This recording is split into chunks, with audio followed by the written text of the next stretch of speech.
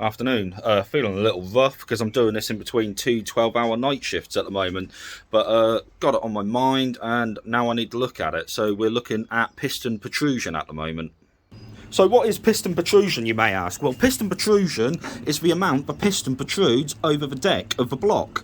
Now, this actually dictates the thickness of head gasket which is required later on.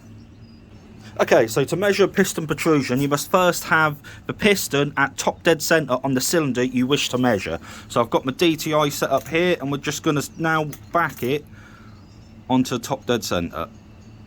So there you can see I've just gone a little bit too far, so I'll back that up. And there you go, that's top dead centre. Okay, so when you're measuring piston protrusion, you want to measure to the centre line of the gudgeon pin, which is this way. So the reason for that is when the piston comes to top dead centre, it actually rocks ever so slightly when there's no compression on the top of the piston.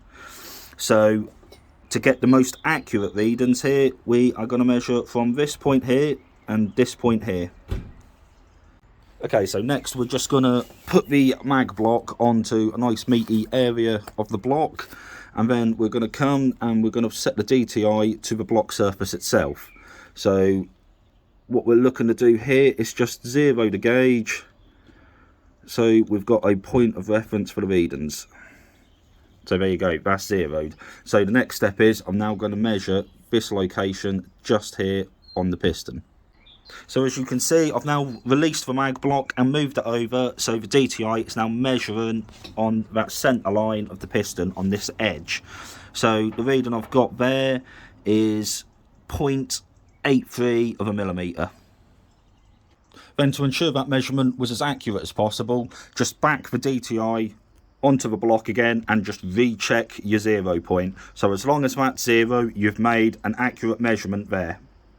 So this process needs repeating for all the pistons and needs re-zeroing every time you move the mag block to do a different side of the piston, just to ensure what you're doing is accurate. Now, as you can see up here, I've started recording the piston protrusion on each piston there. Ignore the little ball sack, that is in reference to the cups.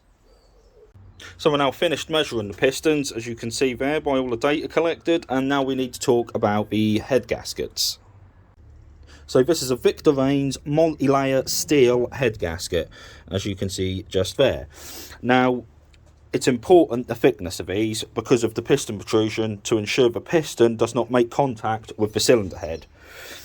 Now, you'll hear some people refer to the thickness of a head gasket as notches or as holes. On Victor Reigns, as you can see here, it's notches. So this is what you would call a 5-notch head gasket. 1, 2, 3, 4, 5. Okay, so with the part number, I can look up the manufacturer's specs on the head gasket. So now I know it's 1.54mm thick with a maximum piston protrusion of 0.83mm. Now, my averages have come back at roughly 0.84mm, but this could be down to the accuracy of the instrumentation I'm using to measure that.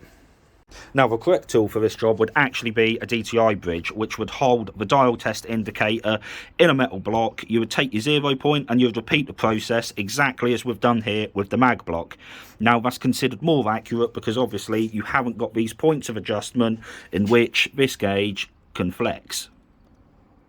So now that the piston protrusion has been measured, I know that this head gasket I bought on an absolute whim is actually correct for the job. So I'm now going to go away, get ready for work, and I will catch you later, guys. Cheers for watching.